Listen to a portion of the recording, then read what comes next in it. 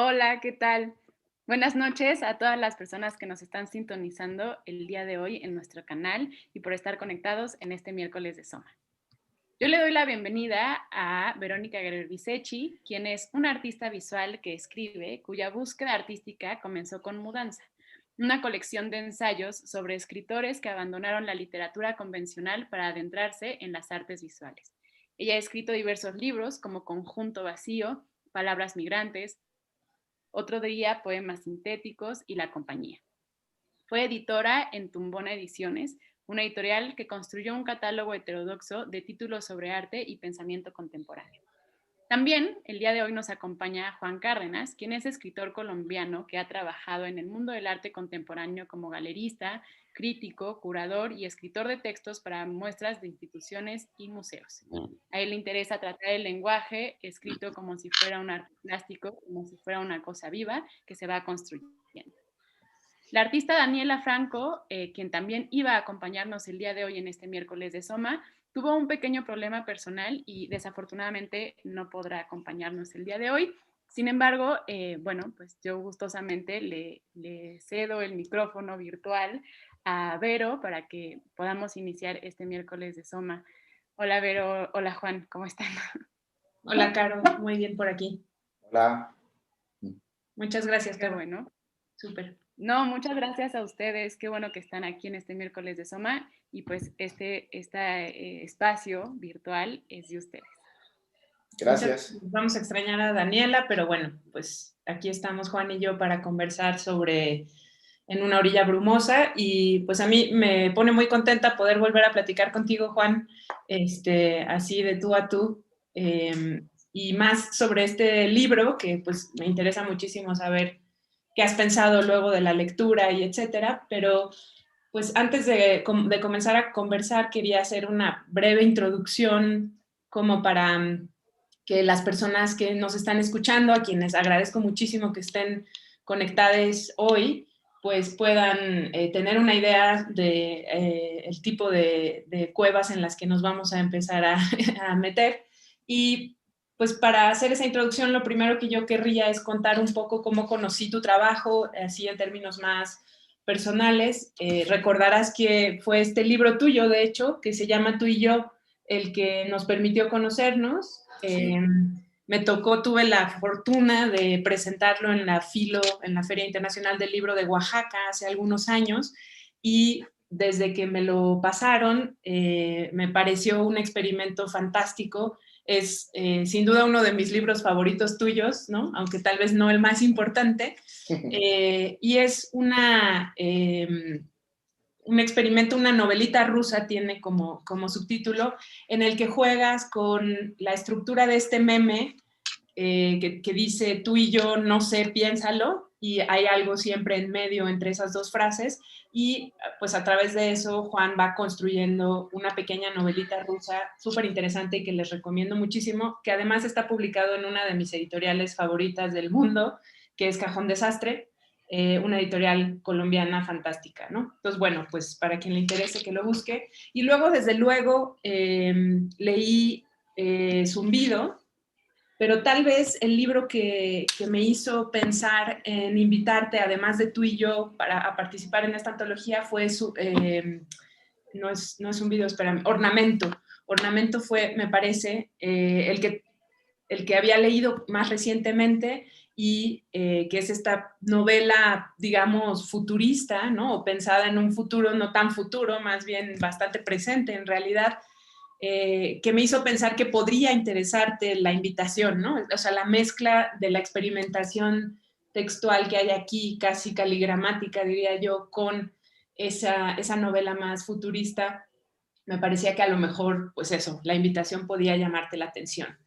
Y para hacer una pequeña introducción sobre el proyecto del libro, pues En una orilla brumosa es un libro que acaba de publicar Gris Tormenta, que es una editorial independiente de Querétaro, con unos editores fantásticos. Otra de nuestras editoriales favoritas, ¿no? Otra de nuestras editoriales favoritas, sí, sin duda, con unos editores que sí revisan los textos y tal, ¿no? Que eso ya se encuentra poco, eso me gusta decirlo, ¿no? Y que gracias al apoyo que consiguieron de la Fundación Jumex, de acá en México, también nos fue posible publicar algunos textos que yo tenía muchas ganas de que estuvieran, pero que fue hasta el último momento, en realidad, que supimos que sí se iban a poder incluir, ¿no? La antología estaba, de hecho, lista desde octubre del año pasado, pero hubo que esperar hasta enero para ver los resultados y, bueno, finalmente, por suerte, sí nos dieron el apoyo. Y bueno, se pudieron incluir otros textos que eran textos que ya existían, digamos, ¿no? Y que habían también inspirado un poco la idea de hacer esta antología, que está en una colección que se llama Disertaciones, que es una colección de puras antologías que hace Gris Tormenta. Y bueno, así en resumidas cuentas, los editores de Gris Tormenta me contactaron para hacer una antología que tratara sobre los entrecruces entre literatura y artes visuales, entre imagen y texto, que son, digamos, los espacios donde yo he trabajado desde hace bastante tiempo. Y les dije que me interesaba, pero que yo necesitaba sumarle algo más para que realmente pudiera trabajar en ella en este momento. Y era esta idea de esta noción de futuro que yo necesitaba sumarle porque había estado trabajando en los últimos años con ideas sobre los futuros posibles o imposibles, ¿no? Así que de ahí salió esta extraña idea de pensar cómo serían en el futuro las artes visuales y la literatura. Hice una lista preliminar con la que invité a los autores que la conforman y pues los autores son, simplemente para que quienes nos escuchan sepan, pues Juan Cárdenas, que está aquí hoy y con quien voy a conversar, Daniela Franco, que no pudo estar, María Fusco, Ariel Guzik, Alicia Kopf, Úrsula K. Le Guin, Stanislav Lem, Cecilia Miranda, Mario Montalbetti, Redes Comunales Mijes más Yasnaya Aguilar Gil, Ito Steyer, Olivia Terova y Eugenio Tisel. Y cada uno de ellos propuso un texto distinto, tratando de imaginar cómo sería en el futuro la literatura y las artes visuales. Ese futuro podía ser cercano o lejano, según eligiera cada uno, y el resultado pues es esta antología. Yo pienso que tal vez lo primero que podríamos hacer, Juan, es que nos cuentes un poco de tu experiencia ante este encargo, ¿no? Porque al final pues es un encargo que llega de fuera y tú decides hacerlo, y un poco cómo te fue pues al tratar de escribir sobre esto y cómo se fue gestando el texto que tú propones para la antología, cuyo título exactamente es Teoría del escombro, una fabulita bioluminiscente sobre el futuro del arte. Bueno, primero, Vero, siempre es un gustazo hablar contigo. Aprendo de ti siempre que tenemos estas charlas, aunque sean virtuales, y pues de tu trabajo sobra decirlo que soy absoluto y rendido fan y gran divulgador por estas tierras, o sea que siempre es un gustazo estar aquí contigo. Entonces, les agradezco a todos los organizadores y a la editorial que hayan propiciado pues este encuentro. Y que te hayan hecho este encargo, ¿no? De hacer esta... Decías que es una antología, pero... Perdóname que empiece con un desvío, pero... Adelante. Sabes que no lo leí yo como una antología, porque las antologías generalmente tienen un poco como este efecto de yuxtaposición medio encontradiza de cosas, ¿no? Gracias, es que me acaban de traer un gran whisky. Gracias. Genial. Amigo. Oye, qué envidia. Me voy a pedir algo yo también. Whisky y tacos me acaban de traer. O sea, no miento, ¿eh? Muy ad hoc. Muy ad hoc. Y realmente yo creo que lo que has logrado en la edición de los textos, yo no lo leí como una antología. A mí me encantó pensar todo como una especie de gran telaraña. Luego ya volveremos a esa metáfora, porque es una metáfora que yo exploro en mi texto. Y paso, si quieres, a empezar a responderte. cuando me escribiste para que empezáramos a pensar en la posibilidad de que yo hiciera un texto para el libro, yo estaba o estoy pues trabajando en una novela un poco larga o que se me ha ido alargando. Y es una novela donde, dando continuidad a muchos de los trabajos anteriores, estoy pensando qué ha sido del destino del concepto de naturaleza en el tiempo en que vivimos, ¿no? Y para no aburrirte y no hacer el cuento muy largo, voy a decir sencillamente una idea muy elemental que es la que me viene trabajando, con la que vengo obsesionado, y es la idea de que justamente hemos conseguido un crimen horroroso, y es humanizar casi totalmente nuestra noción de la naturaleza. Y nuestra infinita soledad humana en este momento se debe a ese proceso en el que hemos logrado algo atroz, que es que la naturaleza nos imite, ¿no? A veces de modos muy, muy literales, esta cosa de los pájaros que imitan ruidos de celulares, que esto está pasando en todo lado, para simplemente un pequeño ejemplo. Y entonces, la preocupación con la que yo entré a pensar esta idea del futuro del arte estaba muy atravesada por esa preocupación y por esa idea, ¿no? Un poco como del horror humano contemporáneo, es que justamente no hay naturaleza, no hay nada que enfrentarse. Cuando intentamos hacer ese ejercicio de confrontación, recuerda el famoso cuadro de la pintura de Caspar David Friedrich, este hombre mirando así como al horizonte, enfrentado de espaldas, así hacia esa idea un poco como romántica del individuo enfrentado a esa naturaleza. Lo monstruoso que nos ha ocurrido es que en ese enfrentamiento lo único que estamos viendo del otro lado son yo y más yo.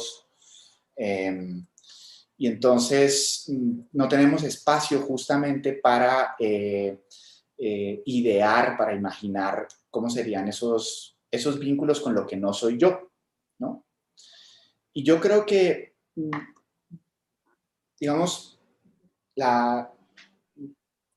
el deseo de futuro tiene que ver con el enfrentamiento con lo que no soy yo. Es decir, el futuro solo aparece como una posibilidad en el horizonte en el momento en que yo tengo la posibilidad de enfrentarme con algo que no soy yo, ¿no? Con algo que no me está devolviendo una imagen que en cierta medida es una versión de mí mismo, con algo que me devuelve una imagen que es aterradora o peligrosa o incluso mortal, pero que es una imagen de otra cosa, ¿no? Entonces, yo creo que la pregunta por el futuro del arte y la pregunta por el futuro a secas, yo creo que en gran medida pasa por allí, por preguntarse cómo hacemos para volver a construir vínculos que nos permitan enfrentarnos a cosas que no somos nosotros, o que no son cosas que se parecen a nosotros, ¿no? Que nos imitan o que nos mimetizan o mimetizan lo humano, o una versión empobrecida de lo humano. Entonces, cuando me hiciste el encargo, todo esto era lo que venía pensando, y entonces se me ocurrió hacer esta versión un poco como más fábula. Al principio empecé escribiendo un ensayo más normal, una cosa un poco como más, sí, como con un tono más de ensayo, pero luego cambié de opinión y decidí escribir esta especie como de fabulita. Es una fabulita con muchas notas al pie, y donde quizás esas sí son más ensayísticas, pero me interesaba la idea como de una fábula, ¿no? Que la fábula, la narración te permitiera jugar o visitar esas ideas y pasar por ellas. Y digamos, ese es el origen del texto que está como parte del encargo, ¿no? Y otra cosa que me sorprendió fue que, claro, cuando uno piensa estas cosas, uno se siente solísimo, justamente, ¿no? Uno cree que se está haciendo la recontrapaja mental, ¿no? Uno dice, me estoy haciendo una paja mental, estoy solísimo, estoy yo con mi parafilia loca encerrado haciendo esto. Entonces, es muy satisfactorio de repente visitar el libro y ir encontrando todas las conexiones y todas como los ecos que hay por todas partes en el libro. Y pues obviamente eso es mérito tuyo por haber sabido poner a dialogar autores, textos de una manera, pues yo creo que tan eficiente. El libro se lee fantásticamente bien, o sea, ese libro, yo creo que quedó un libro muy divertido, con muchas claves para pensar el futuro del arte, de la literatura, de ese vínculo entre las dos cosas. Pero bueno, no me quiero enrollar, si quieres, ya te doy. Sí, siguiendo un poco me gustaría seguir un poco con tu texto. Igual ahorita regresamos a la idea de telaraña que decías, que me parece que puede ser interesante para pensar en relación al libro. Pero antes de eso, bueno, un poco pensar en esta fábula que tú propones, que también es un ensayo, o al menos yo lo considero así, justo en sus notas al pie, nos muestra toda esta, pues digamos, pensamiento ramificado que hay detrás de una fábula que también está hiper ramificada y en la que los personajes se portan de formas muy extrañas y pareciera que están copiando a la naturaleza y comportándose como, pues como hongos, ¿no? O algo parecido. Pero al mismo tiempo, a mí me parecían, o al menos en la lectura que hago en la introducción que me tocó escribir a la antología, me gustaba mucho pensar en que al final el texto, aunque originalmente no necesariamente venía así, porque recuerdo que enviaste la fábula y yo te dije que estaba súper bien y no me acuerdo qué comentario te hice y cuando me la devolviste venía ya con las notas. Todas las notas. Fue un proceso bien interesante, la verdad, el de tu texto, debo decirlo, porque además el texto fue creciendo de un modo bastante orgánico, por usar alguna palabra, pero que además, inesperadamente, de algún modo, como crecen un poco los hongos, ¿no? Y se me hace un texto bastante honguil, ¿no? En ese sentido, o al menos en el proceso que tuve la fortuna de acompañar, ¿no? Y me gustaba mucho al final pensar en que se había como invertido un horizonte, ¿no? Un poco como que la raya entre las notas al pie y la fábula, ficción, no ficción, entre comillas, todo entre comillas, humanos y debajo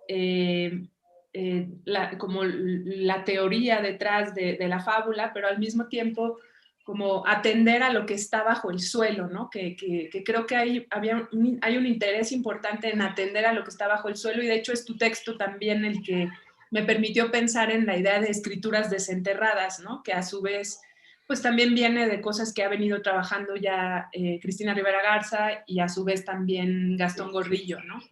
Entonces, bueno, lo que yo quería preguntarte un poco, porque creo que puede ser interesante para quienes nos escuchan, es un poco que cuentes esta diferencia entre el escombro y la ruina, ¿no? Que creo que son universos que es importante de pensar y que hay muchos artistas visuales jóvenes, incluso estudiantes del programa educativo de Soma, que están trabajando con esas ideas, ¿no? De la ruina, del escombro.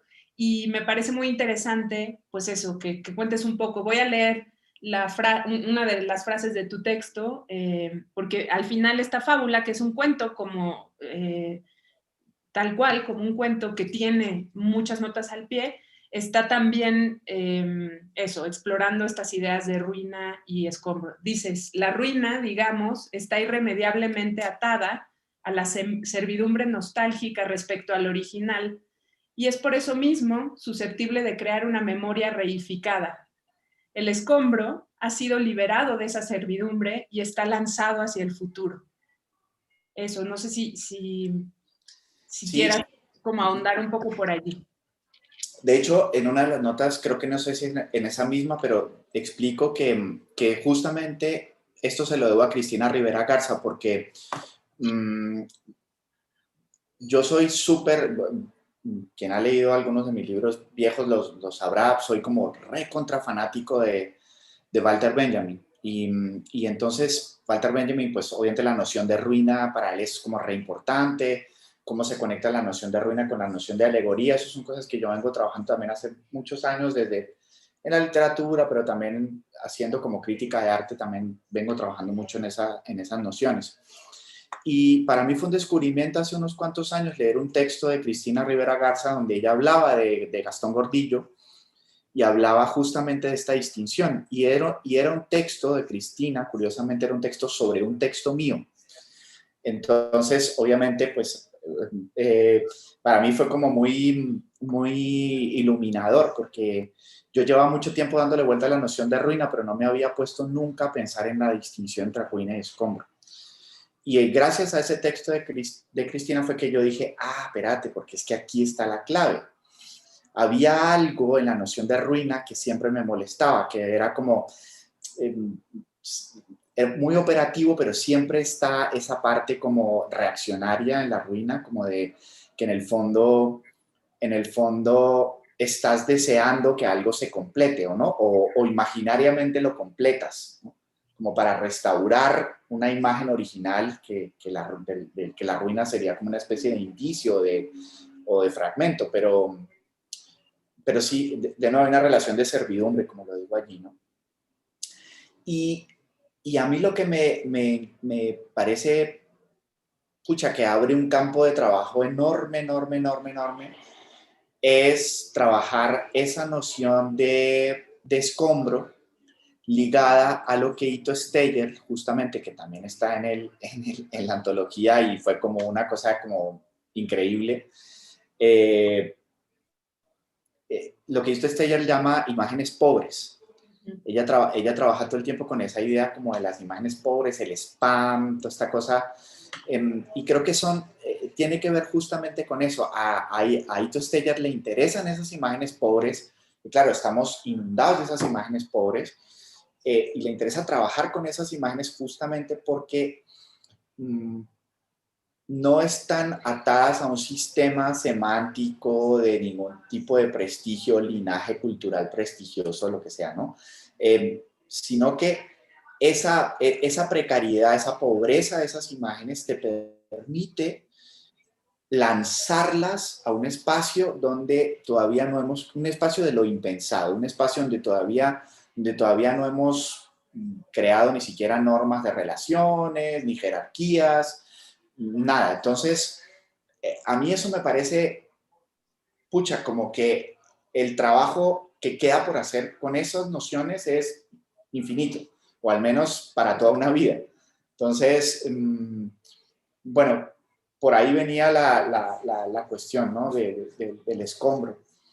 Es como si un poco el modo que tengo para decirlo o reentenderlo también es como si la ruina no dejara de ser un monumento, ¿no? Aunque sea ruina, sigue siendo un monumento y el escombro no, ¿no? Y en ese sentido me preguntaba, no sé si sea tan interesante para ti la pregunta, pero a mí me importa mucho pensar qué pasa cuando usamos escombro en el arte, ¿no?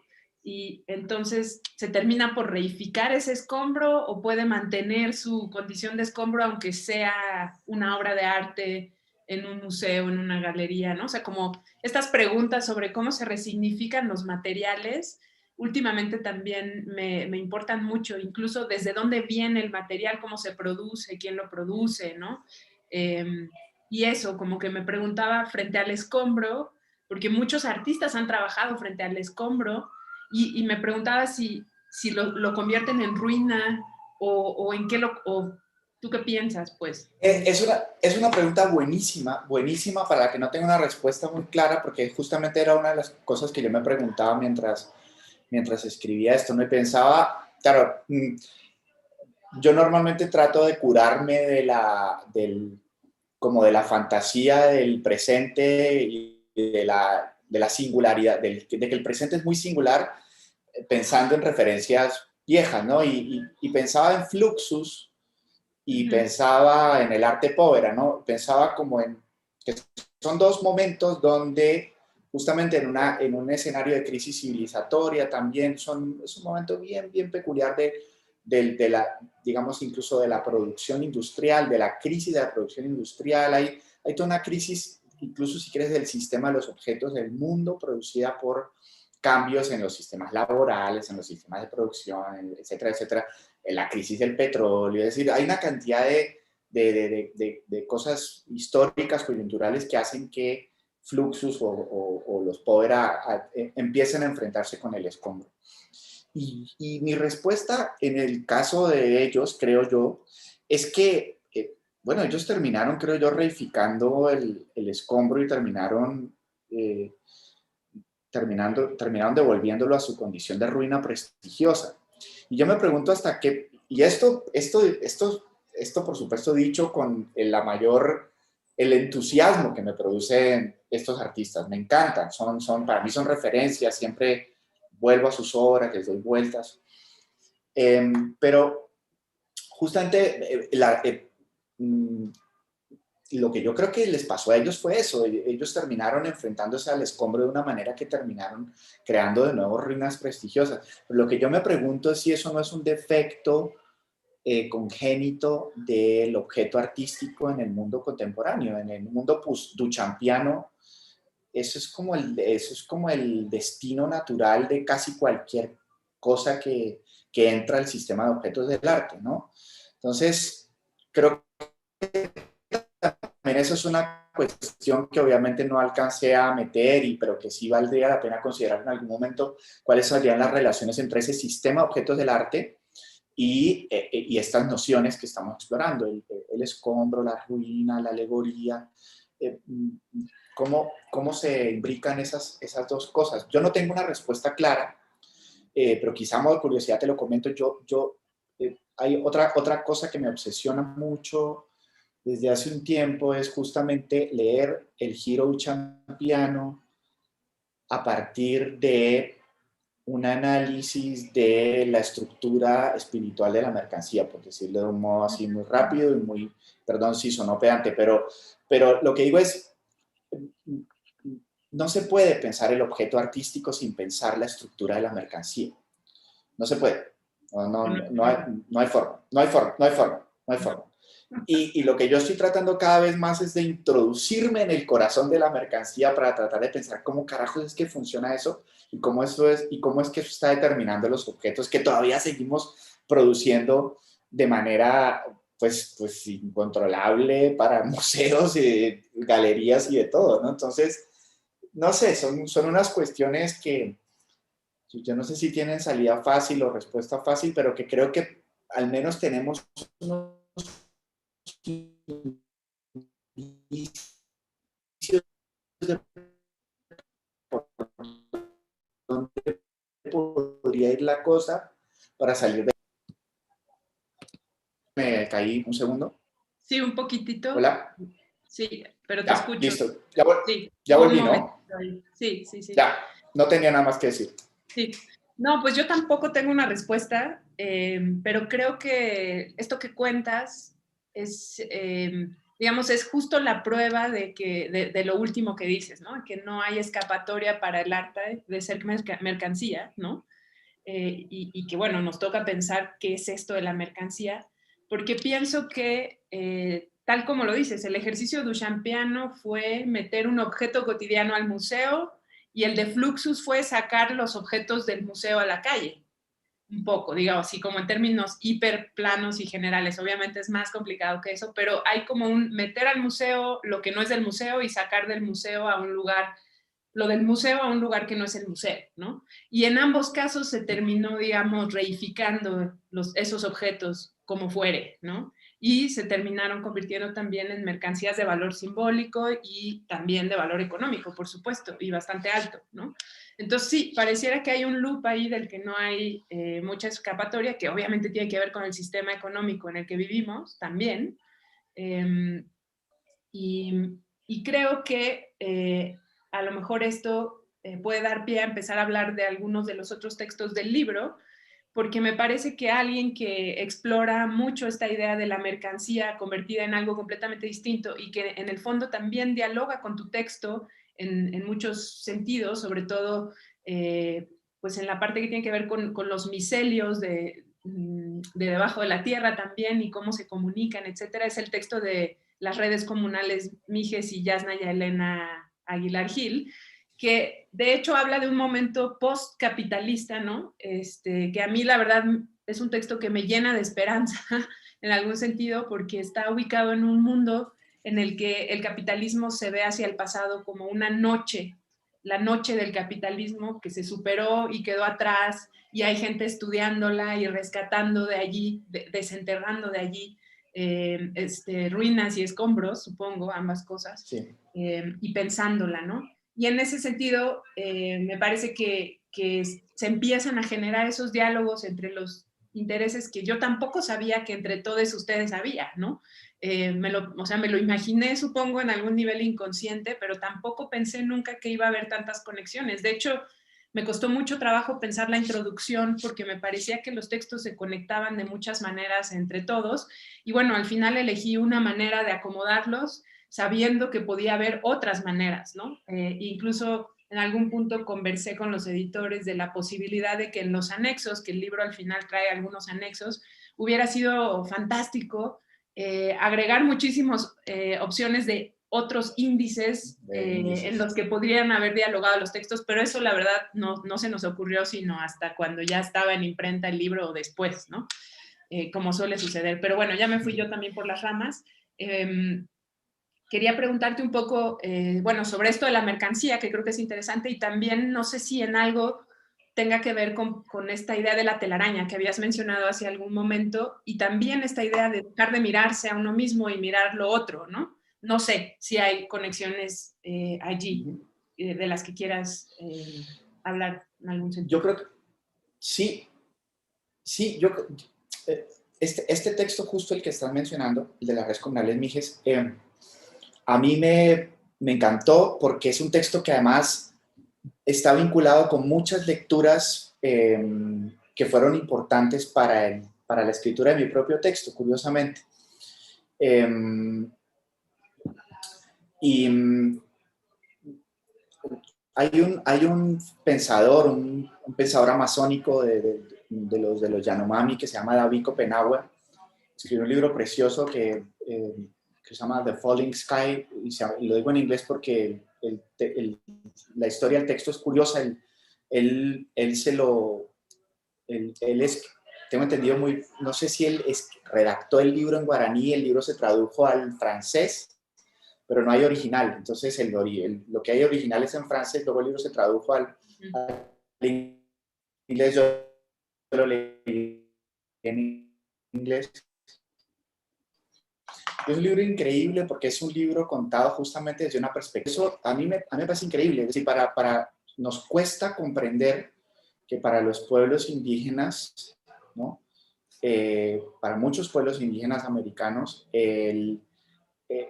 ellos se ubican en un tiempo y en un espacio y en un lugar de la historia donde el final del mundo ya tuvo lugar, ¿no? La gran catástrofe, su mundo, el mundo en el que ellos vivían, murió. Entonces, ellos son el futuro, porque ellos los indígenas viven en esa conciencia futurista, nunca mejor dicho, de, miren, nosotros sí sabemos lo que se siente que se acabe tu mundo, ¿no? Y por eso mismo, como nos llevan como, no sé cuántos siglos de ventaja dándole vueltas en un mundo que para ellos ya murió, entonces se están inventando un mundo nuevo, y de nuevo, creo que nos llevan ventaja, nos llevan muchos, tenemos es que aprender de ellos, de cómo se han construido estas ideas del fin, de los nuevos comienzos y del futuro. Entonces, este es un texto que a mí me interpeló muchísimo por esto que te estoy contando. Y de nuevo, a mí también me llenó de esperanza, me llenó, y yo creo que es lícita esa esperanza, no la podemos permitir en este momento tan asiago, tan horrible del mundo, no lo podemos permitir, y lo disfruté mucho. Sí, esto que cuentas de este autor me parece... Iba a decir algo y se me olvidó. Perdón, es que se trabó y... ¿Estás allí? No. Creo que estás... Ahí está, creo que ya te destrabaste. A mí se me olvidó lo que iba a decir, entonces... No importa, ahorita retomamos. No, te iba a decir que me parece fascinante lo que cuentas de este autor y esta idea de que ellos ya saben lo que es que se termina el mundo porque ya se les terminó, ¿no? Alguna vez. Y un poco me llama la atención cómo, pues, en charlas que he visto o en las que he asistido, se pregunta mucho sobre dónde está el futuro, ¿no? O cuáles son las utopías posibles. Y últimamente yo estaba pensando mucho en algo que tiene mucho que ver con lo que estás diciendo, que es que sí existen esas utopías y que se han llevado a cabo, de hecho, ¿no? Y que viven pues en las resistencias de los pueblos originarios, por ejemplo, ¿no? A lo largo y ancho del mundo.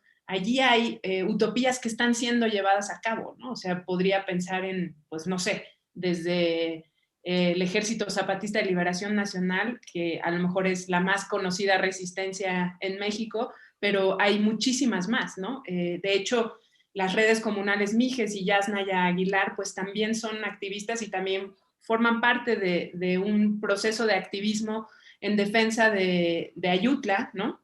Que es donde es el territorio en el que ellos viven y la defensa por el agua en ese territorio, etcétera. Y tienen pues conocimientos y nociones sobre la posibilidad de futuro que a nosotros se nos escapan por completo, citadinos, citadines, ¿no? Viviendo en este mundo completamente prefabricado, etcétera, y creyendo que no hay ni una sola utopía ahí afuera. Y eso, nada, como que de repente, gracias a ese texto de Yasnaya y en general a muchas de las cosas que ella escribe, me quedó claro que se puede pensar y mirar de otro modo esta idea de imaginar los futuros posibles, ¿no? Y creo que tiene mucho que ver con esto que cuentas de este escritor y el proceso en las Amazonas, ¿no? No sé si a lo mejor quieras explorar un poco esta idea de la telaraña, que sigo con la curiosidad cuando leíste el libro dices que no lo entiendes tanto como una antología, lo cual me parece súper bueno, es bueno saber eso, pero sobre todo esta idea de telaraña, ¿cómo la pensaste alrededor pues, del conjunto de textos de distintos autores que hay en este libro? Sí, bueno, dije telaraña como habría podido decir micelio perfectamente. Claro, claro. Pero bueno, lo de micelio no nos suena sino a los que estamos medio metidos en los hongos, entonces dije telaraña. Pero sí, me refería como a esta idea de mediación, ¿no? Y de mediación compleja. Y es una mediación que no... Claro, tenemos esta idea de que, o sea, de nuevo, voy a tratar de expresar una idea complicada con palabras no tan complicadas, pero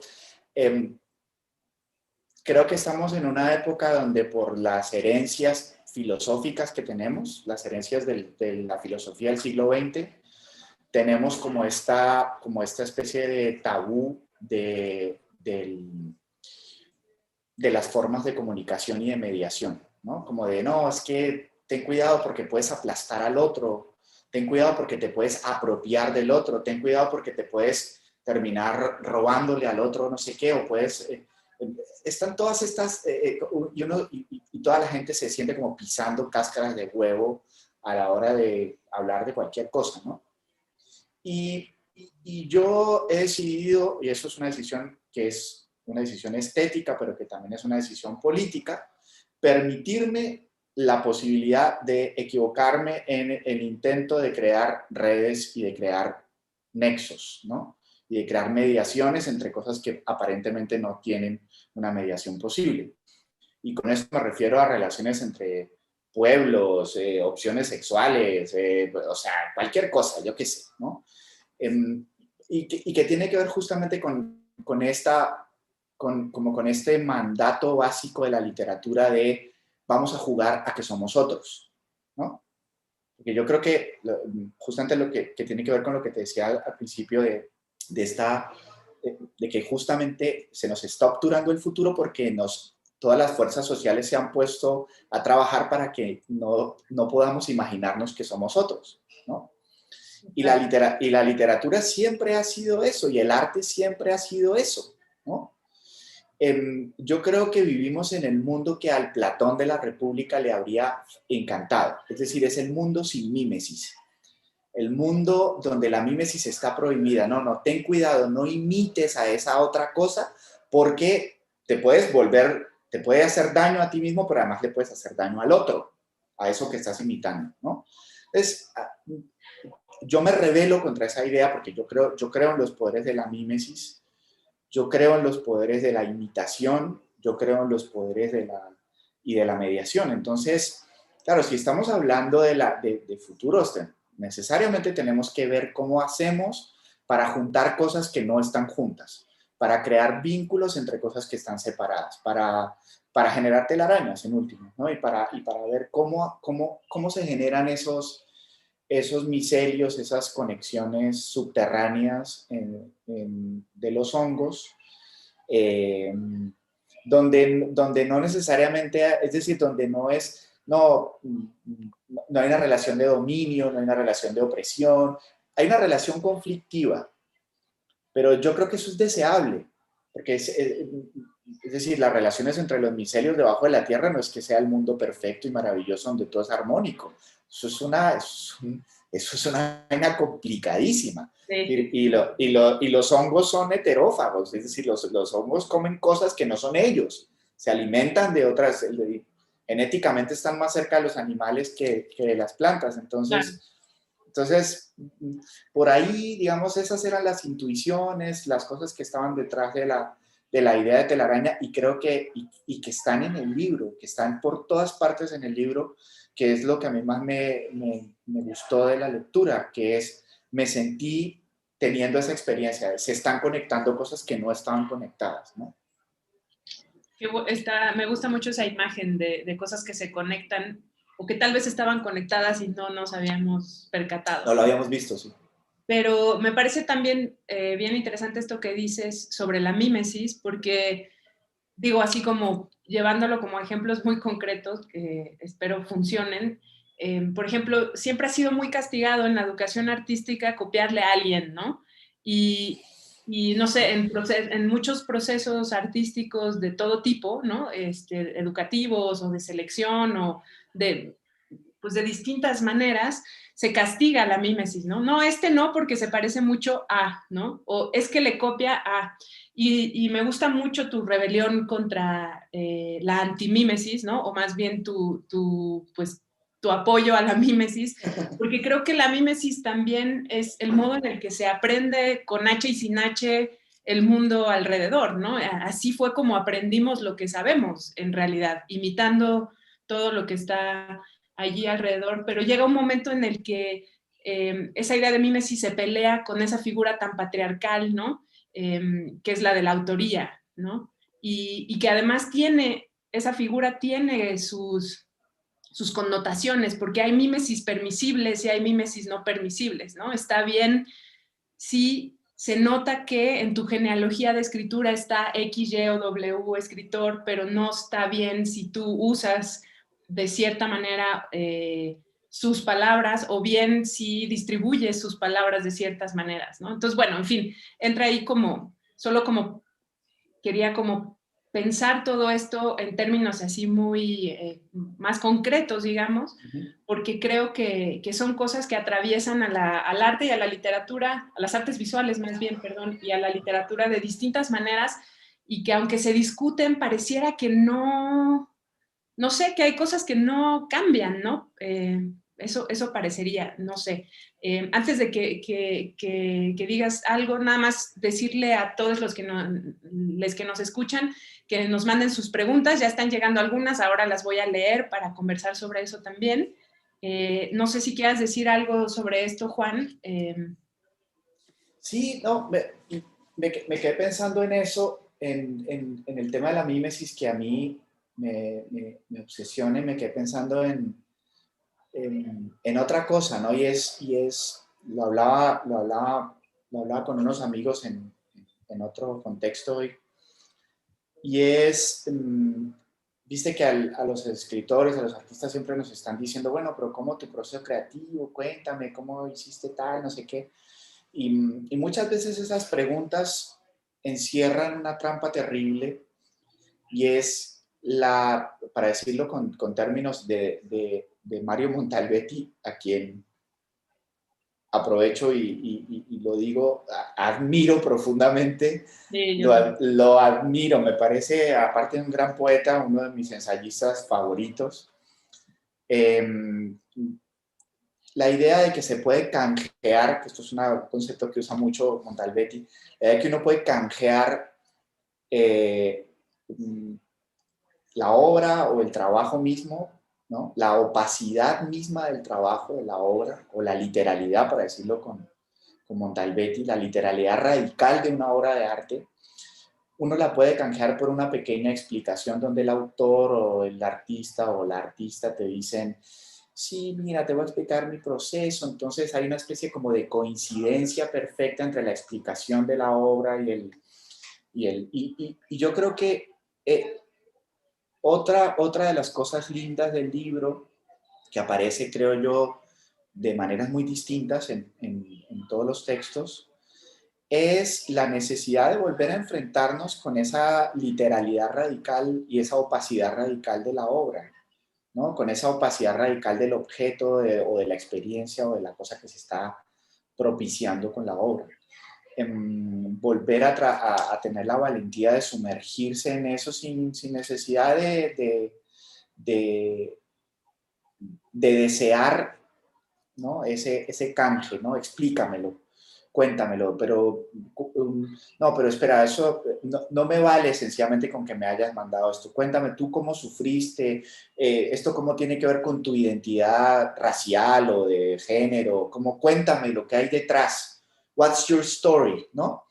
Hay como un storytelling, perdón, es un storytelling de mierda que está detrás como de todas estas exigencias del arte ahora mismo y que yo creo que es importantísimo superar. Y creo que lo lindo también del libro es que le pone muchos, digamos,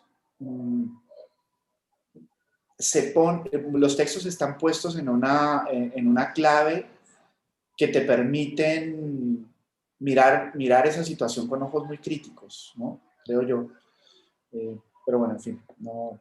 Sí, a veces pienso que la idea de poner todo esto en el futuro lo que permitió fue mirar con perspectiva. O sea, al imaginarlo desde el futuro, en realidad están pensando el presente en algún sentido, todos los textos, pero desde ese futuro imaginado es como si uno fuera capaz de mirar la película en lugar de estar metido en ella, ¿no? Una cosa así. Sí. Algo así pensaba. Voy a leer una de las preguntas y ahora te pregunto otra cosa. Dice Montse Celorio, pregunta, ¿cómo fue el proceso de decidir cuáles serían los participantes de la antología? Bueno, eso trato de explicarlo un poco ahí en el texto introductorio y lo que cuento allí es que yo andaba en busca de escritores caligramáticos, que es como decidí llamarles, que son un poco autores que no están del todo metidos en su cajón en el que deberían ir, digamos, en tanto los cajones de géneros literarios o artísticos. Es decir, son artistas visuales que escriben o escritores que hacen imágenes o artes visuales o algo parecido a ello, o que experimentan con el lenguaje o que intentan llevarlos al límite. Entonces, al final son todos autores que me interesan, que he seguido su trabajo y que tuve la fortuna de que la mayoría aceptaron estar en cuanto recibieron la invitación, y eso también fue, me dio la sensación de que, pues, de que había, que en efecto había algo allí que estaba conectado, ¿no? De alguna manera, pero eso, son como, ¿cómo decirlo? Como interlocutores deseables, ¿no? Para mí, y trabajar con ellos en sus textos y comentarlos o escribir esta antología, etcétera, pues fue importante para mí también, para mi proceso de pensar los futuros posibles también, ¿no? Y te quería preguntar, Juan, si hay algún otro texto del que quieras decir algo de alguno de los otros textos que, no sé, que te venga a la cabeza algo que quieras, no sé, contar, mencionar, algo que quieras que conversemos. Me pillaste así como fuera de foco y ahora mismo no tengo nada que decir, Okay. pero Bueno, ahora seguro que se me va a ir ocurriendo conforme vayamos avanzando, pero vale. sí. Mientras voy a leer otra de las preguntas que nos llegaron del público. Dice María Herrera N: la gestión del libro fue pensada durante la pandemia, fue desde este contexto donde todo es incierto que se pensó en el futuro del arte y en el futuro en general. Pues no, en realidad no del todo, aunque sí se escribió durante la pandemia, en el sentido de que los textos sí se encargaron durante la pandemia, pero fue a principios del año 2000, ¿qué año es este? 2021. Fue a principios del año 2020 que empezamos a conversar con los editores de Gris Tormenta sobre esta antología, y desde ese momento todavía pues ya empezaba a hablarse del COVID, pero no había todavía nada concreto, ¿no?, al respecto. Y ya desde entonces yo les hablé de pensar en esto del futuro, sobre todo porque he venido trabajando estas ideas desde hace algunos años ya en varios proyectos que he hecho, del mismo modo que varios de los autores de la antología pues también ya venían pensando en esto desde hace bastante tiempo, ¿no? Y eso, más bien fue así. Y después mandé ya el proyecto a los editores de Gris Tormenta y les gustó, y empezamos a invitar ya en plena pandemia. Eso sí, las invitaciones ya las hice en plena pandemia, y los textos por encargo, que son la mayoría, son como 4 nada más, los que ya existían antes. Existía el de Ito Steyer, el de Úrsula K. Le Guin, el de Stanislav Lem, el de Mario Montalbetti y el de Ariel Guzik. Son 5, y el resto de los textos fueron encargados y escritos durante la pandemia y entregados más o menos por octubre, si mal no recuerdo, septiembre del año pasado. Y bueno, se tardó en salir el libro por esto que contaba al principio, de que quedamos a la espera de ver si nos sacábamos el apoyo de la Fundación Jumex para poder incluir estos otros textos que ya existían, ¿no? Entonces, bueno, eso. Otra cosa que yo... Ajá. No, es que sabes que estaba pensando otra cosa, la voy a decir antes de que me olvide porque estoy con mi memoria como especie como de sopa, se me está yendo todo. Y no, me quedé pensando y era una cosa para la que había tomado unas notas, pero no traje el cuaderno, pero bueno, me quedé pensando en el texto de Alicia Kopf mucho, y en cómo se relaciona ese texto con el texto de Ariel Guzik. Es decir, justamente por esto que estamos hablando de cómo enfrentarse a eso otro, ¿no? Y en el caso en el texto de Alicia Kopf, ese experimento loco de jugar con el robot mismo y de hablar el diálogo con el robot. No, tampoco quiero spoilear el texto, pero porque sí que tiene gracia enfrentarse a él y ver cómo ella va haciendo el diálogo efectivamente con la máquina, y la máquina va generando el mismo texto. Es el texto, a mí me encantó, me pareció buenísimo. Pero a la vez, luego eso parece que no tiene nada que ver, pero luego en el texto de Ariel Guzik está toda esta cosa de crear el dispositivo para comunicarse con ballenas, ¿no? Entonces, y me parece que eso arroja una cantidad de cuestiones. Bueno, ahorita no vamos a tener tiempo de desmenuzarlas todas, pero sí es verdad que creo que allí hay una cuestión que yo la experimenté incluso hasta como un misterio, ¿no? Ni siquiera como una cosa como que hubiera elaborado mucho, sino como ese enfrentamiento con el misterio de la máquina o del animal, ¿no? Y el procedimiento textual, cómo el procedimiento textual se acerca a, digamos, crea las condiciones para hacer posible ese encuentro, ¿no? Y luego pensaba en otra cosa, y es, pucha, todo esto, todos estos experimentos, estos textos, apuntan a un lugar que es o a una pregunta, digamos, que es la pregunta por el lugar del lector, ¿no? ¿En qué tipo de lector es el que se está fabricando con estos nuevos dispositivos o estos procedimientos textuales y cuál es el papel, cuál es la posición de ese lector respecto a todo eso que le está llegando, ¿no? Porque claro, podemos creer que en el futuro, no sé, podemos imaginar un mundo donde no haya lectores. Es un mundo aburridísimo, ¿no? De todas maneras, aunque sea como un resto, como un escombro, tiene que quedar algo parecido a un lector, ¿no? Y yo creo que estos textos, estos dos que he mencionado, vinculados, los dos conectados, hacen lanzan un montón de preguntas sobre esta cuestión del lector, del lugar del lector y de la posición, ¿no? Nada, sí, digo eso para que no se me vaya a olvidar.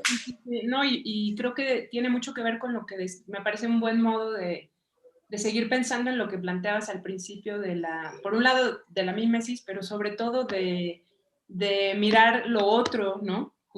Precisamente, y dejar de mirarse a uno mismo a un emisme como ser humano, ¿no? Y ya. Y se suma también, desde mi perspectiva, pues el de Stanislav Lem allí, que también genera como un dispositivo de experimentación, un personaje allí para tratar de comunicarse con bacterias y enseñarles inglés. Creo que, bueno, sí, enseñarles idiomas, ¿no? Y en realidad, a mí lo que más me llama la atención, nada más como para sumar a Stanislav en ese trío de textos sobre escrituras no humanes, lo que más me llama la atención es que al final este humane está torturando a las bacterias de un modo terrible, como debe ser, porque así es como somos los seres humanos, ¿no? O sea, al final retrata algo que como sea sucede, que es esta experimentación con lo otro en los laboratorios y usar a lo otro para no usar lo humano en la experimentación. Y finalmente, a pesar de eso, las bacterias intentan comunicarle noticias sobre el futuro e intentan advertirle cosas sobre el futuro que vendrá. Y hay mucha empatía por parte de las bacterias y mucha obstinación por parte del personaje, ¿no? Del mismo modo que hay cierta obstinación en Alicia Koff al hablar con este bot en internet, y también hay obstinación en Ariel de comunicarse con las ballenas. Ahora, son muy distintas las obstinaciones, ¿no? No son iguales, ¿no? Porque la de Stanislav Lem, pues, es violenta, ¿no? Pero sí, es cierto que justo ese apartado de textos tiene mucho que ver con lo que planteabas al principio, que imaginabas el futuro del arte como un espacio en el que aprendamos a dejar de mirarnos solo a nosotros mismos, ¿no? Como seres humanos. Sí, sí. Aprovecho por ahí para pedirle a quienes nos están escuchando y agradecerles por habernos estado acompañando esta hora. Espero que esté siendo gustosa la conversación para ustedes, que nos manden más preguntas. Pronto ya vamos a estar cerrando la conversación, entonces aprovechen ahora que podemos contestarles. Preguntas tanto para Juan como para mí. Estaremos contentos de contestarles. Y pues solo quería también abordar otro pequeño tema allí que atraviesa a todos los textos, que es esta idea de lo especulativo en términos de escritura, ¿no? Que bueno, normalmente se habla de la ficción especulativa y yo ahí prefiero hablar del ensayo especulativo como una posibilidad, y en parte esta idea de ensayar especulativamente terminó de gestarse gracias a un artículo que me encontré por ahí de Octavia Butler, ¿no? Que es una autora fascinante de ciencia ficción, que escribe algunas reglas para predecir el futuro, ¿no? Ella le pone así a su texto, reglas para predecir el futuro, que era un poco lo que yo les estaba pidiendo a ustedes, ¿no? Yo ya lo que quisiera también es vivir 150 años para ver a qué de estos textos se va a parecer el mundo del arte y la literatura en el futuro, ¿no? Pero en estas reglas para predecir el futuro, que yo las leí casi como instrucciones para escribir ficción especulativa o, en su defecto, ensayo especulativo, ella decía 4 cosas que desarrolla brevemente, pero que esas 4 cosas son: aprende del pasado, respeta la ley de las consecuencias, sé consciente de tu perspectiva y confía en las sorpresas. Y creo que todos los textos, en alguna medida, cumplen con esas 4 reglas. que son lo suficientemente generales, ¿no? También para pensarlas, pero me gustaría que nos cuentes un poco cómo te relacionas tú con esta idea de lo especulativo en tanto escritura y pues qué tanto te aluden estas reglas que propone Octavia Butler, que en realidad son para predecir el futuro. Es decir, al final no sé si el libro pudiera ser también una especie de oráculo, ¿no? Ficcional, desde luego, pero luego de pronto ya pienso que a lo mejor podría ser también algo por allí. No, a mí me encantó que dijeras esto del ensayo especulativo, entre otras cosas porque me ayudó a ponerle una especie de descripción o de etiqueta muy buena a un montón de cosas que vengo escribiendo hace un tiempo y no tenía ni idea qué eran, ¿no? Entonces dije, mira, pues, lo que estoy haciendo es un ensayo especulativo. Gracias, Verónica. Pero no, está buenísimo lo de Octavia Butler, sobre todo porque conecta mucho con Benjamin, ¿no? De quien estamos hablando y conecta con la ruina y el escombro. Sí, exacto. Y conecta por la vía del anacronismo, ¿no? Conecta por la vía de entender el tiempo de manera no lineal, del tiempo como una especie de sistema de cámaras de resonancia donde de repente el objeto golpeado hace milenios de repente solo pudo ser escuchado ahorita por la configuración extraña y misteriosa de esas cámaras de resonancia. Y esa situación de escucha o de atención, sí, me gusta la idea de escucha, ¿no? Como de estar muy atento con la oreja parada al pasado, ¿no? Por eso ahorita estamos, no, sí, no sé qué, pero bueno, miremos a ver qué hizo Fluxus o qué hizo, no, eso para irnos a un ejemplo reciente, pero también podemos irnos mucho más atrás, ¿no? Y esa actitud de atención permanente a los anacronismos, al pasado, a cómo se tropiezan los tiempos una y otra vez y vuelven y aparecen y nos muestran cosas, creo que es fundamental para cualquier posibilidad de imaginar futuros, ¿no? La imaginación histórica es una cosa que escasea cada vez más, creo yo, y es fundamental, ¿no? En estos momentos, creo yo. Sí. Y también, por ejemplo, esta idea de ser consciente de tu perspectiva es un modo muy sencillo, tal vez, de decir algo que es muy complejo y en lo que, con lo que yo estoy pensando mucho, por culpa también de mis amigas, ¿no? Que hemos estado discutiendo mucho eso, sobre todo por culpa de una amiga que se llama Claudia Castañeda, que está trabajando cuestiones de género y que tiene que ver con hacerte consciente de las intersecciones que te atraviesan y que hacen que escribas desde donde escribes, digamos, ¿no? Y en ese sentido, ser consciente de la perspectiva, un poco también, yo menciono allí en el texto a Silvia Rivera Cusicanqui, me parece, y ella también habla del sesgo de la mirada, ¿no? Como que sí. El modo de mirar también, de hacerse cargo del sesgo y de la perspectiva es importante cuando uno escribe y trata de especular, ¿no? Es decir, especular desde dónde, ¿no? Y siendo quién, ¿no? O algo así, en términos como de intersecciones, ¿no? Y bueno, el de confía en las sorpresas es bastante ambiguo en algún sentido, ¿no?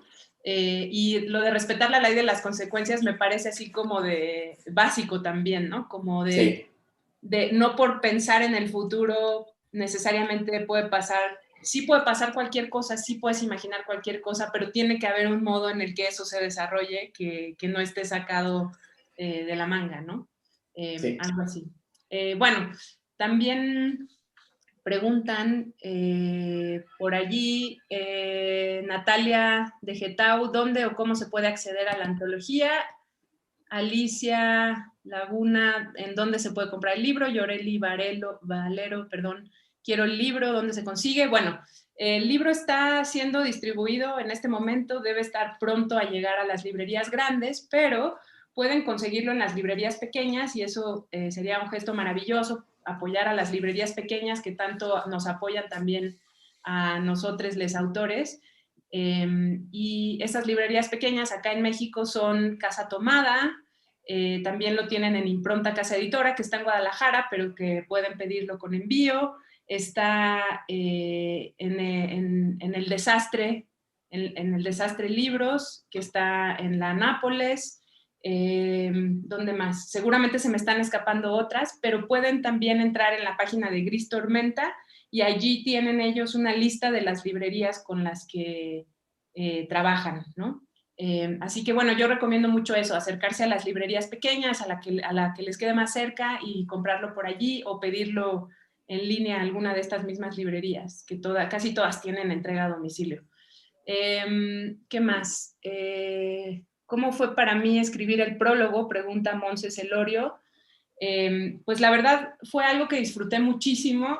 Me dio miedo también en algún momento estar frente a todos estos textos que tienen lecturas tan diversas y modos tan complejos de conectarse unos con otros, y me preocupaba mucho aplanar las posibles lecturas de estos textos con un prólogo, ¿no? Como si solo hubiera un modo de leerlos, cuando en realidad es simplemente el modo en el que yo intento leerlos y conectarlos entre ellos. Pero lo disfruté mucho y sobre todo aprendí mucho. También pude poner en claro cosas que venía ya pensando y trabajando en diversos talleres, cursos y pues en mis clases, ¿no? Para mí la práctica docente es muy importante y la considero parte de mi práctica artística también, ¿no? Entonces, eso fue un enorme disfrute y también la verdad es que tuve y tengo la suerte de poder pelotear con gente fantástica mis textos, y justo con esta amiga Claudia Castañeda, con Sara Uribe, Guillermo Espinosa, en fin, con una serie de lectores pude rebotar este texto y pues pensar qué es lo que estaba sucediendo en este prólogo para tratar de hacerlo por un lado como accesible, ¿no? Pero que también tuviera pues el trasfondo que merecían estos textos, ¿no?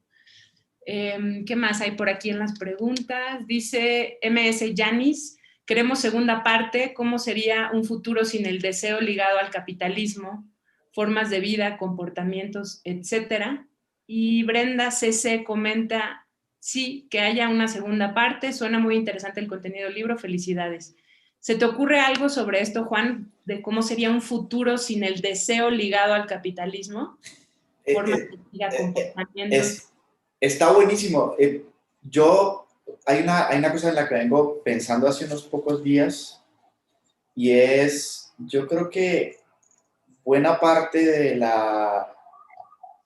del callejón sin salida donde nos ha empujado el capitalismo actual y esa relación compleja con el deseo, es que la gente no desea, la gente desea ser deseada.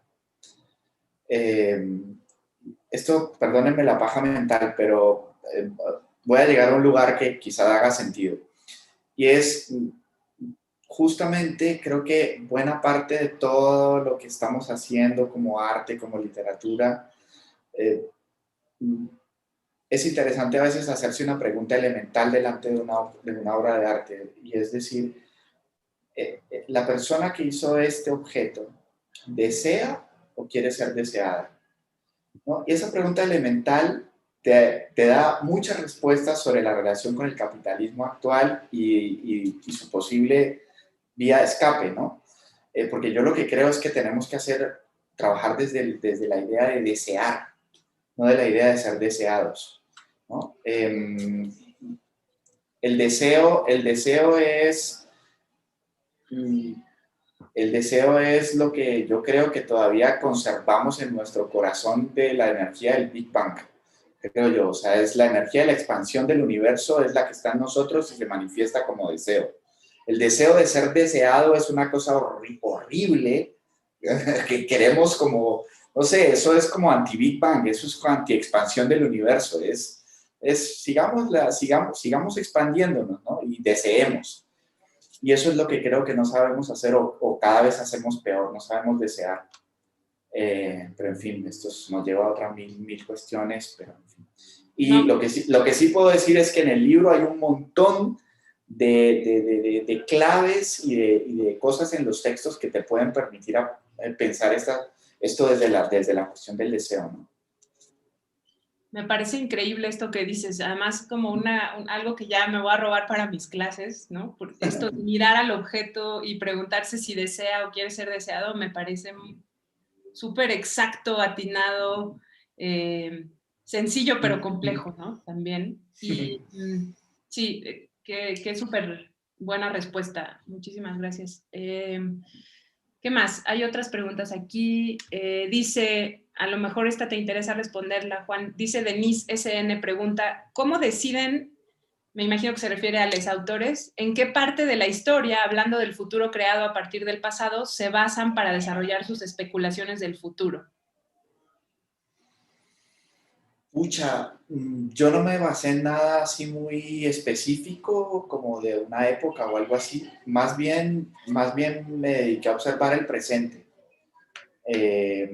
Y justo, bueno, ahorita creo que esa pregunta de la pandemia era buena porque pues es que posiblemente sin el contexto de la pandemia no nos estaríamos haciendo estas preguntas como con un sentido de la urgencia tan fuerte. Porque el libro, eso es otra cosa que también está linda del libro. El libro está atravesado por un sentido de urgencia, como de, pucha, ¿qué hacemos, no? Esto se nos volvió un mierdero, ¿qué hacemos? ¿Cómo pensamos todo esto? Entonces, ese sentido de la urgencia es una de las cosas que hace que el libro sea más, que te interpela más, ¿no?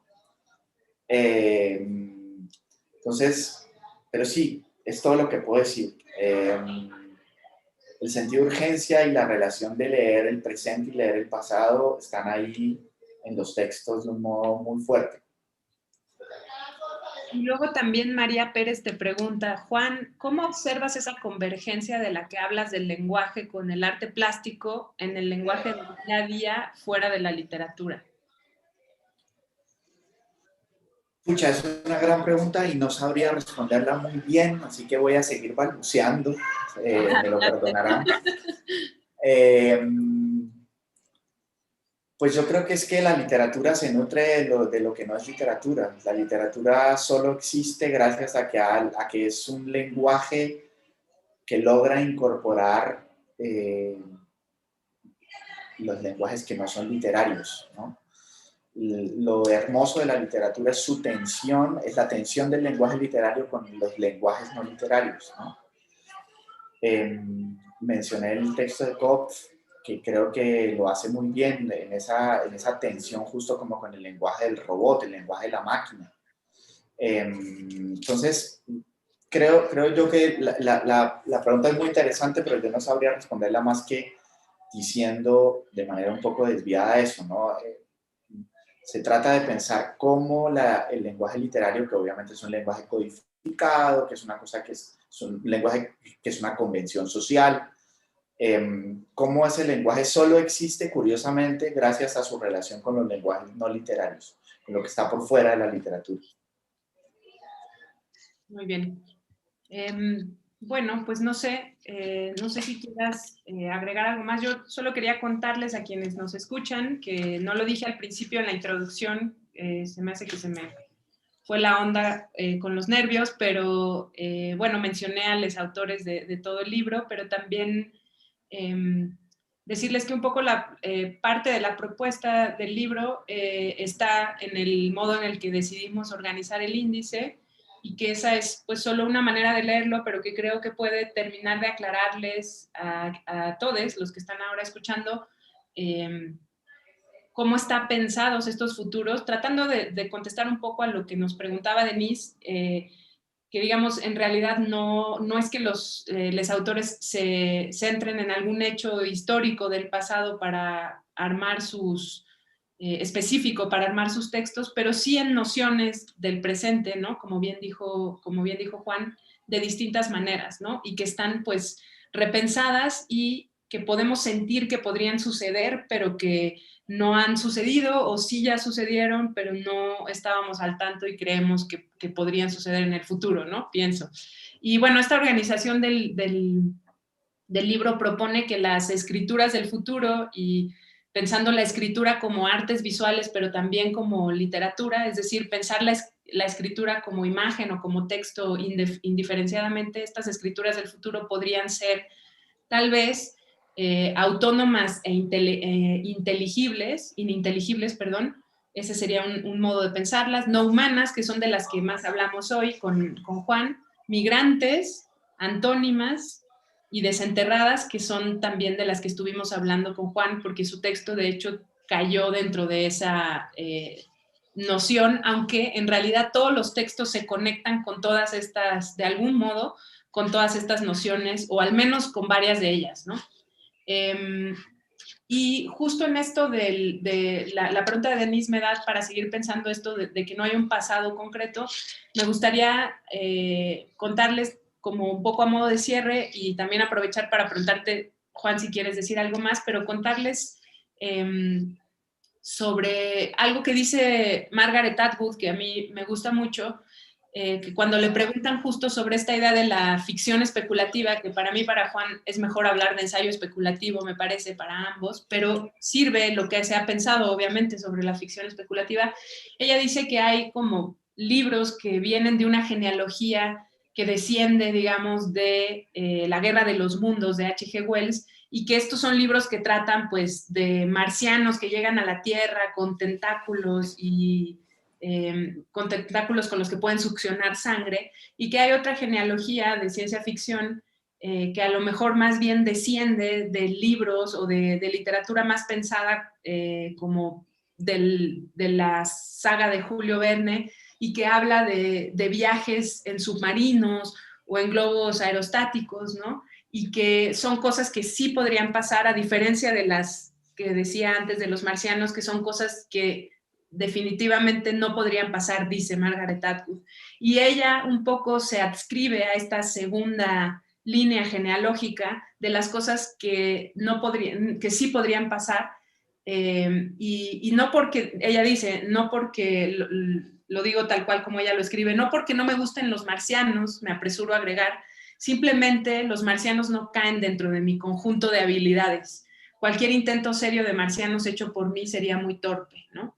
Y pues eso, creo que todos los libros, un poco para seguir invitando a quienes no conocen el libro y si quieren acercarse a él, creo que todos los textos caen también justo en esta segunda genealogía, ¿no? Incluso los que contábamos de la conversación con lo otro o leotre, ¿no? Están dentro de esta idea de lo que podría suceder, pero no ha sucedido, o que a lo mejor si le cambiamos la perspectiva o nos hacemos más conscientes de su perspectiva, podríamos ver que de algún modo, pues sí, ya sucedió, ¿no? Y esto como para cerrar un poco la idea de la ficción, del ensayo especulativo y la ficción especulativa de la que veníamos hablando. Y no sé si quieras agregar algo más, Juan, que se te quede por ahí en el tintero, no sé. No, no se me ocurre nada más. Lo único es que yo también adoro a Margaret Atwood y mejor cierre imposible. Sí, ¿no? Está, como Sí, que creo que hace muy bien esa distinción sí. y un poco ayuda a entender esas posibilidades, ambas maravillosas de la ciencia ficción. Y pues eso, pues yo te agradezco un montón, Juan, siempre es un gusto enorme platicar contigo, espero que pronto se repita. Te Sí. agradezco muchísimo también, aprovecho de nuevo para agradecerte por tu texto en la antología, fue importantísimo todo el proceso contigo, además fuiste el que entregó primero de todos los autores, y eso fue también muy importante. Y bueno, también tu apertura a los comentarios y todo ese trabajo que queda siempre tras bambalinas, que es el que más yo disfruto. Ahí también pensando en contestar aquella pregunta sobre cómo fue escribir el prólogo, también decir que disfruté mucho pues de tener esta primicia, de leer estos textos y tener la posibilidad de comentarlos, etcétera, ¿no? Y bueno, no sé si andas por ahí, Caro, para despedirnos, eso. Aquí ando. Pues nada, yo quiero agradecerle a ambos por presentar y estar en este miércoles de Soma, por compartirnos este gran proyecto, por darle voz también al resto de los integrantes que participaron en este libro y pues sin duda es muy, muy interesante reflexionar y explorar y quizás hacer este ejercicio de pensar en estos futuros en relación al arte. Entonces, muchas, muchas gracias en verdad por esta presentación. También agradezco a todas las personas que dialogaron con nosotras, que dialogaron con Vero, con Juan a través del chat de YouTube. Gracias por interactuar con nosotras, por los comentarios, por las preguntas y los emojis también se agradecen. Muchas gracias. Y aprovecho para invitarles a que se conecten al próximo miércoles de Soma, que es 14 de julio, que estará Juan Sebastián Peláez, que es artista colombiano, que nos estará presentando la gestión de varios de sus espacios que tiene el espacio El Bodegón, Miami, Carne, y él está hablando en específico de estos. También digo, me encantaría que le dieran clic ahí a suscribirse a nuestro canal para que estén atentas a los siguientes miércoles de Soma. Si se perdieron alguno ahí en nuestro canal pueden revisar los anteriores y pues nada, muchísimas gracias, bonita noche y recuerden que todos los miércoles del año son miércoles de Soma. Muchas Muy gracias bien, a adiós. todas, les mando un abrazo y de verdad un gustazo hablar siempre contigo, Verónica, te mando un beso grande. Igual, besos Bueno, para todos. dale lo mismo, chao. Gracias, que estén muy bien. Gracias, chao. Abrazos, chao.